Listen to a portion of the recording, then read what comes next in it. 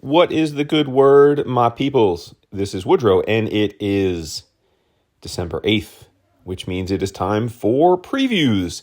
But since this is December and I'm doing the EOC Advent for 25 days, we are going to make this the Advent opening for today. And I hope that you enjoy it. So, as is often the case, I switch up how I do previews. Sometimes over the years I have gone page by page. Sometimes I've gone book by book once we broke out Marvel and DC. And other times I have just given you some highlights. So we are more disparate now than we've ever been because we have DC Connect, Marvel previews, the main previews, and then quite a few publishers that we all care about are not really featured in main previews anymore and have online only, or you can get a PDF catalog from DCB Service because they're Lunar as well and they're distributors for these companies now. But either way, there's like 4 catalogs now, and that doesn't even quite roll up everything. So what I thought I'd do is I went through everything, and I just am going to give you one video that highlights the things that are either number ones or new collections. And then for Image, DC, and Marvel, I will pull up in this video the inventory pages, the checklist pages that they provide, and just go through and just mention by title the books that I'm currently ordering rather than, go through one by one and give a soliloquy about the solicit. Okay? So without further ado, let's jump into it.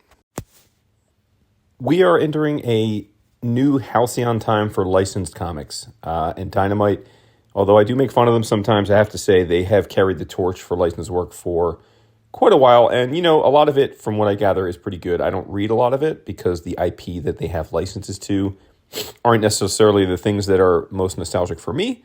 But I've been reading the Ducks stuff, like the Darkwing and the Negaduck, and that's a blast. And I know that DAP has enjoyed a bunch of the 007 stuff. But the thing that you're looking at now is something that I am overjoyed with and I hope is a smashing success and we get multiple years of this. It's Thundercats. There have been different iterations of Thundercats comics over the years, but nothing has really stuck, at least for a long time. I know I have a few runs, miniseries in my long boxes in the comic room, but nothing that I could say was like a holy crap comics version of the OG cartoon, which is certainly a cartoon from the 80s that many of us adored. And what's cool about this is they're putting a great team together. It's written by Declan Shalvey, longtime friend of ours, and I think Declan's it's been nice to see him evolve from an incredible artist to a writer-artist, and I think he's more than up to the task here. And then it's drawn by Drew Moss, which is something that absolutely warms my heart. Drew hasn't done a ton of published work. He has done some, but he hasn't done a ton. But I and a lot of you listening have known Drew forever because he is a fixture on the con circuit. And I didn't look it up in CAF, but I'd wager I have between commissions and jam pieces, I'd say Drew's probably drawn 20 things for me over the years, and they're all incredibly great. He has this iconic classic style that is perfect for this work, big action-packed adventure with powers. And so I just think it's so nice to see him getting a shot on a big book. And I hope, like I said, this is a smashing success. I know they're both going to put their hearts and souls into it. Up next, we are going to head over to the Ablaze section. I think it's page 188. And both of the Ablaze solicits are must-buys, I think. Up at the top, you're looking at the Old Geezers Collected Set, and that's written by Wilfred Lupano, who also wrote Sea of Love, a book that we adored and talked about a few years ago. And the art is by Paul, I believe it's Kawe. It's 2 U's, so it's hard to pronounce, but Kawe. So this is like many French imports. This is a book that the Old Geezers that I read through Europe Comics online, because Europe, for the uninitiated, had spent years bringing over bande dessinée, translating it into English and making it available digitally, but not in print. So in the last few years, we've seen more and more of the stuff that was on Europe Comics being brought over by other publishers in collected physical form, which is great. So I've read all of the old geezers, so I can tell you for sure it's worth your time. It is three old men. I think they're in their 70s, and they are lifelong friends, and they hadn't seen each other in a bit, and they're brought together when one of their wives passes away. But then, let's just say a lot of things ensue from there. It's a slice of life with some action and some humor. It's just really well done. Like I said, I think there were 5 novellas put out by this team. So I think this is 2 volumes. So this is volume 1 and 2. So I assume if it does well, they'll put out probably a second volume with 3, 4, and 5. And that'll be worth getting too. But yeah, so check this out for sure. And down below is something that I have not read, but am just elated to see. And that is the Ablaze Artist Spotlight Collected Set for Bastien Vivet. Both of these books are written and drawn by Vivet. There's a story called A Sister and a story called The Blouse. Now, if that name sounds familiar, he has done a number of comics over the years that we have discussed. Probably most notably and most recently, Last Man, which is the awesome manga. Yeah, it's a French book, but it's very much a manga, or at least in style and format. The high adventure manga that all of Dap, Vince, and I all spoke about. Volume 1, it's coming out through Skybound, and volumes 2 and 3 are out now as well. We haven't talked about them on the show yet, but it's great stuff. So Vivet, in addition to drawing that and drawing for others like many, is also a writer-artist, and these are 2 of his works. So this is the first time they're making their way to the U.S., and I can't wait to check them out. And as usual, we're going to spend a bit of time in the Fantagraphics section. You're looking here at Search and Destroy Volume 1 by Atsushi Kaneko and, wait for it, Osamu Tezuka. Yes, this is a modern reimagination of one of Tezuka's earliest works, Dororo. Yes, I hope I'm saying that. Dororo. I don't know where the pronunciation, I don't know where the accent should be, but either way, it's Dororo, a work that he did in the mid-60s, if I'm not mistaken. And that was a story set in feudal Japan featuring a ronin with no limbs, born that way because of a pact that the ronin's father made with the devil, or a demon. And then their sidekick, who they get up into all kinds of adventures. Well, this is taking that story and reimagining it in a dystopian future where mercenary robots known as creatures are serving the elite and victimizing the city's masses. So pretty cool idea to take a classic Tezuka tale and turn it into something futuristic and post-apocalyptic. You know, I'm a mark for anything like that. And although you can't see much of the solicit art here in this Fantagraphics image, you can Google a little bit of it, and it's beautiful stuff. It's going to be awesome. And it says here that it's only 3 volumes. So I know sometimes manga can be a little off-putting for some because you feel like you have to commit to 10, 15, 20 volumes. Well, rest assured, this will be 3 volumes in and out, and you'll get the complete Dororo story. Up next, we go to Humanoids, where we're getting a much-anticipated graphic novel from one of our longtime friends, Mr. Mark Laming. We have known about this for quite some time as Mark's been working on it. And I think it was solicited a long time ago, if I'm not mistaken, when he and writer Chris Sabella were brought on to do the book. But nevertheless, it's finally here. It's called Eden. And as I alluded, it's written by Sabella with art by Mark. And it is a science fiction story where the premise is a family schemes their way onto a giant spaceship that is leaving a dying Earth to head toward a new planet called Eden.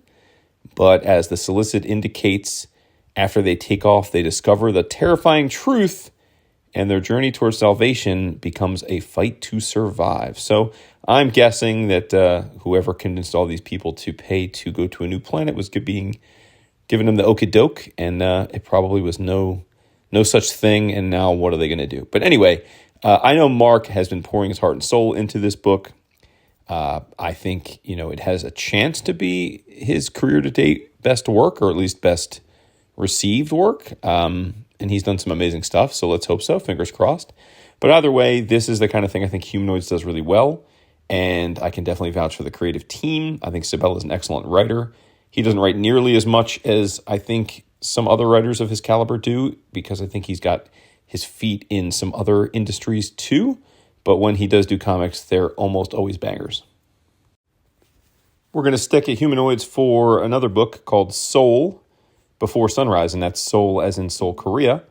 This is a slice of life comic drawn but in a watercolor style. It looks like it's hard to see from the solicit if it's purely watercolor or if it's pencil and watercolor.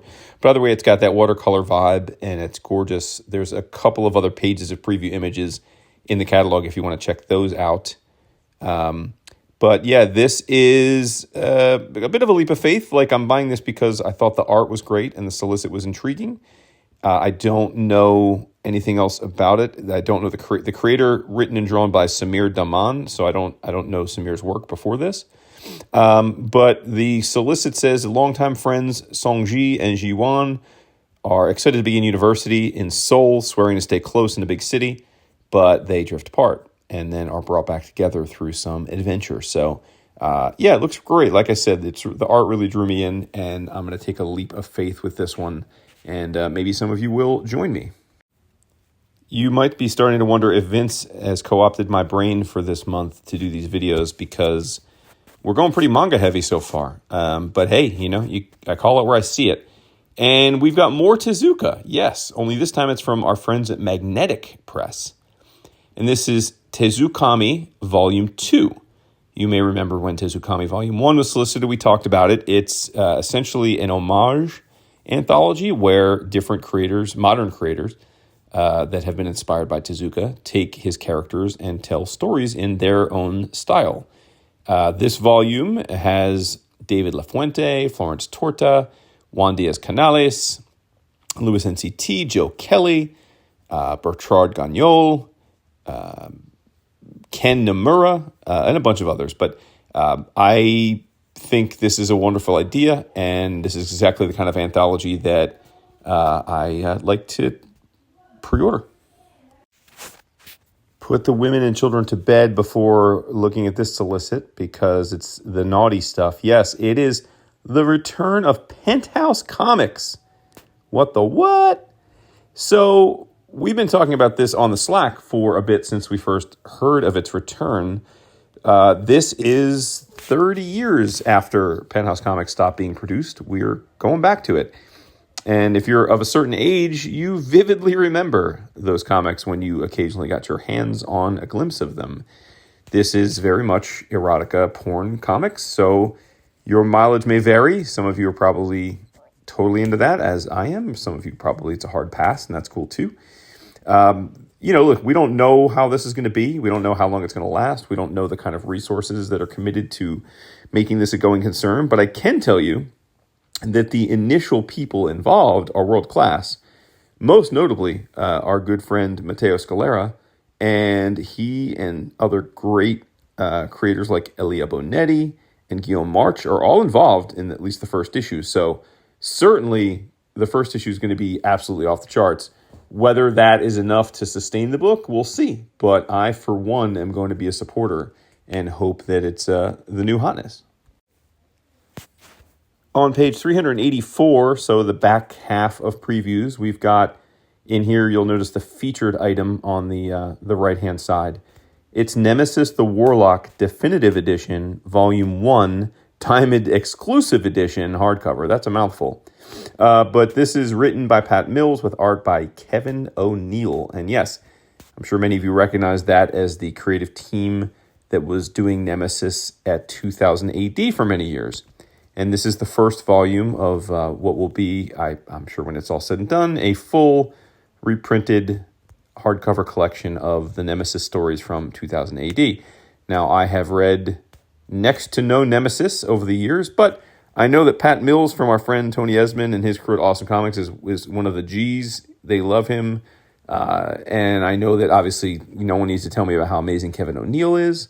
So I'm looking forward to this. I'm looking forward to experiencing this for the first time. And like I said, I hope that it's successful enough that we do get the subsequent volumes of this, because one will not be enough. On page 390, we are focusing on Silver Sprocket, which is on the left-hand side of the page. And two books, Influenza and The Secret History of Black Punk, Record Zero, second edition. We talked a bit about the first volume of Secret History of Black Punk when it came out, probably 2 years ago would be my guess. And it was awesome. And so I love that they're doing more. And it's exactly what you would think from the title. It is all about punk rock, black musicians participating in the punk rock movement. It's a historical comic, very, very cool.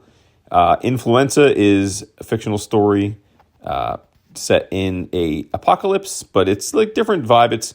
It says 2 years ago, the apocalypse started for the 7th time. As the number of zombies rise, so do the ranks of influencers, professional zombie humans who post their lives online. And when the accidental founders of the movement are trapped in their bunker by a persistent horde, what else is there to do but take a romantic vacation? So, this is a bit of a comedy, sort of zombie vibe. I'm getting this mainly because I trust in Silver Sprocket to put out really unique, thoughtful, orthogonal work. And that's the kind of stuff I'm most vibing with these days. So, yeah, I'm gonna give this one a shot on the back of Silver Sprocket's expert curation. We have exactly one specific thing I'm going to point out to you from the Marvel previews, and that is Wolverine Madripoor Nights, number 1 of 5. It is a 5-issue miniseries, as you could have guessed from the title, written by Mr. Chris Claremont with art by Edgar Salazar. And yes, you can probably guess that this is a miniseries set in a different time, back when Logan hung out in Madripoor wearing a tux, calling himself Patch. And the cool thing here is this miniseries brings Captain America, the Black Widow, and Wolverine back together again. Probably one of the most iconic covers of that time was the three of them standing ever present, and they had an adventure together. So it'll be awesome to see them have another adventure in the same timeline. I've always dug Madripoor. You've got a port city full of crime and ne'er-do-wells, packed with ninjas.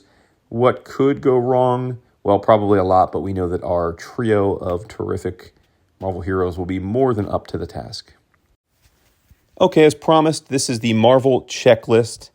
So we're just going to just quickly go through the books that I am still ordering, and we'll leave it at that. But I know some of you are curious each month, like what ongoing books we're getting, because we often don't highlight them in these videos. But okay, so let's start. Avengers number 10, Captain America. I'm not going to read the issue numbers either. I'll just go through them. Avengers, Captain America, Doctor Strange, Fantastic Four, Sensational She-Hulk, X-Men, Wolverine Madripoor Nights, Black Panther, Blade, Fall of the House of X, Night Thrasher, Thunderbolts, Wolverine, Captain Marvel, Guardians of the Galaxy, Rise of the Powers of 10, Spider-Woman, X-Force, Avengers Twilight, Dead X-Men, and that's it. We've got White Widow and Wolverine. So there you go. That is the sum total of the issues that I am ordering from the House of Ideas this month. Dagnabbit, I forgot something. So my bad. There are two things I wanted to call specific attention to. One being this collection. Now, I almost forgot it because I already own this. I own the issues. I actually own some pages from the book, some original art. And I do own this omnibus, but this is a new printing of said omnibus. And in my opinion, This is one of the 5 or 6 best mutant runs of all time. You all know I love Rick Remender, so no surprise there. But he also had an incredible group of artists working with him during this time, many of which he had worked with on his creator-owned books and brought them to Marvel. Jerome Opeña, Asad Ribic, Raphael Albuquerque, Mark Brooks, Robbie Rodriguez, Greg Tocchini, Phil Noto, Mike McCone, Julian Totino Tedesco. It's really a who's who. This is one of those books where the artists changed quite often, but they just got lucky and had good editors such that the art teams that kept rotating in were all bangers, just every one of them. Story's super tight and right. It's like I said, it's one of my favorites and is just a blast from top to bottom. So if you don't have this omnibus already and you never read the issues, I think this is a collection worth considering. Okay, the only thing I have to show you from DC is this checklist page. Now, don't misconstrue that. I'm enjoying a lot of DC Comics right now, but I don't think there's any like collections or new number 1 issues this month that really deserved a specific call out. So just like I did with Marvel, I'm just going to go through this checklist and tell you the books that I am ordering. Okay, so let's go through. We've got Birds of Prey, Poison Ivy, Green Lantern, Outsiders, Wesley Dodds the Sandman, Nightwing, Superman, Wonder Woman, Green Arrow,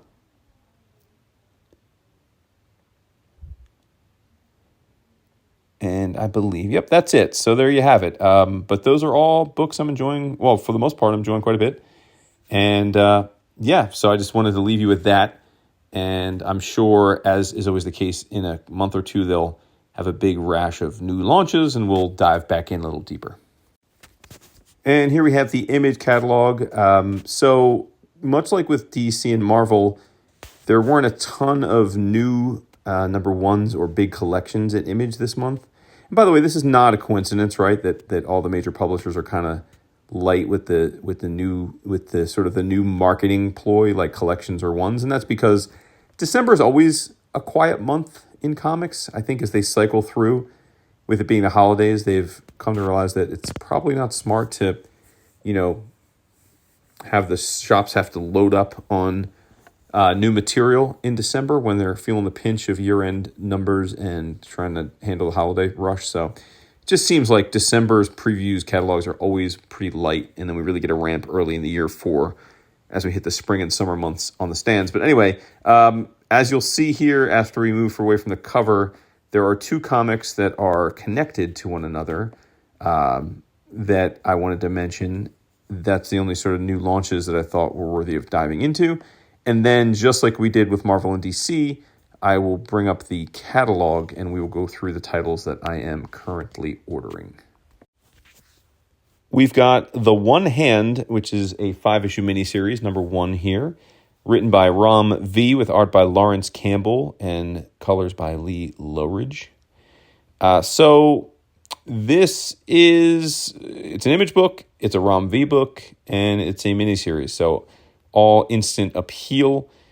This is a story set in a place called Neo Novena, which I assume is some kind of fictional city. And it says that Detective Ari Nasser is about to retire until a brutal murder occurs, bearing all the hallmarks of the one-hand killer, which should be impossible since Detective Nasser already put that killer away not once but twice. And then begins this serial killer detective cat and mouse, which is always when done well, a fun trope. It's been done a lot in novels, on TV, and so I think it works really well. And I have faith very much in Ram V's ability to craft this kind of story. And Lawrence Campbell's art, which is fairly realistic, right? I think that it'll work in a series like this. I don't think his art works well in all places, like something a little bit more fantastical, probably not. But for a serial killer thriller, definitely. And the next solicit, if you're looking at it and thinking it looks a bit familiar, well, That's because how cool is this? It is another miniseries called The Six Fingers. It's number 1 of 5. This is written by Dan Waters with art by Sumit Kumar and Lee Lowridge. But if you notice, the trade dress is the same as the one hand. And yes, that's because this miniseries tells the same story from the purview of the serial killer, Johann Vale. How cool is that? So we're going to get issues, and each issue will be the vantage of the detective and the killer. I love that. It's smart. And I love that it's not being written by the same person. So hopefully it'll have a completely different vibe in all ways, except, of course, I'm sure they interacted with one another to make sure the narrative coalesces. But either way, I love this idea. It's not something I can remember seeing very often, if ever. And yeah, it's going to be really cool. So Sumit Kumar is not an artist I'm as familiar with, but definitely if you look online, I think they look like they're definitely up for the challenge. Okay, and here we are with the it's not a checklist as much as it's the table of contents, but it'll, for our purposes, serve as the checklist. And as you probably can guess, I'm reading a lot of these books, so I will just go through them. The Cabinet, Dutch, The Infernals, The One Hand, The Six Fingers, Creepshow, Firepower, Time Before Time, Void Rivals, Bloodrick, Bone Orchard Tenement, Cobra Commander, Crave, The Deviant. Duke, G.I. Joe, A Real American Hero, I Hate Fairyland, Philadelphia, Love Everlasting, Monstrous, Moon Man, Our Bones Dust, Petrolhead, Phantom Road, Transformers, The Weatherman, and World Tree. So there you have it. That will wrap us up for the month. I hope you all are enjoying these Advent posts every day. I've been having fun with them. It seems like you all are too. And I hope you found something in this video to add to your list as you figure out where your hard-earned Christmas bonus is going to be allocated back into this here comics landscape. Peace and love, and I will be back tomorrow with something else.